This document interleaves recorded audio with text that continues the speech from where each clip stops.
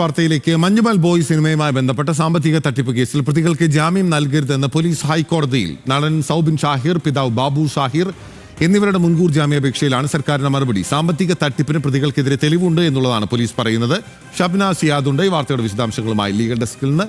ഷബ്ന, എന്തൊക്കെയാണ് പോലീസ് ഇവരുടെ ജാമ്യ ഹർജിക്ക് തടസ്സമായി പറയുന്ന കാര്യങ്ങൾ?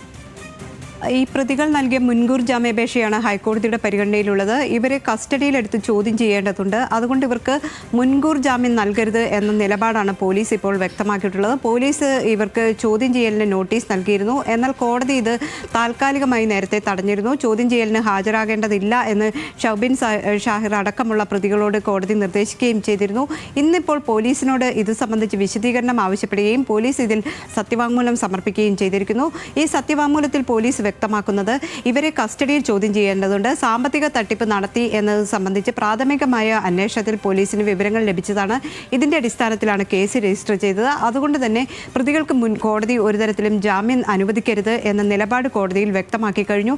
ഏതായാലും വ്യാഴാഴ്ച ഈ ഹർജി വീണ്ടും കോടതി പരിഗണിക്കുന്നുണ്ട്. അതുവരെ ഇവരെ അറസ്റ്റ് ചെയ്യരുത് എന്ന് കോടതി നേരത്തെ തന്നെ വ്യക്തമാക്കിയിരുന്നതാണ്. നേരത്തെ സബിൻ ഷാഹിർ അടക്കമുള്ളവരോട് ഹാജരായി വിശദീകരണം നൽകാൻ അല്ലെങ്കിൽ ചോദ്യം ചെയ്യലിന് ഹാജരാകാൻ പോലീസ് നോട്ടീസ് നൽകിയിരുന്നെങ്കിലും കോടതിയുടെ വിലക്കിനെ തുടർന്നായിരുന്നു ഇവർ ഹാജരാകാതിരുന്നത്.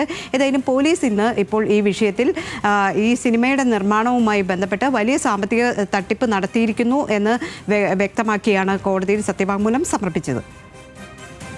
ഓക്കെ, അപ്പോൾ അതുകൊണ്ടാണ് ഇപ്പോൾ എതിർ സത്യവാങ്മൂലം സമർപ്പിച്ചിരിക്കുകയാണ്.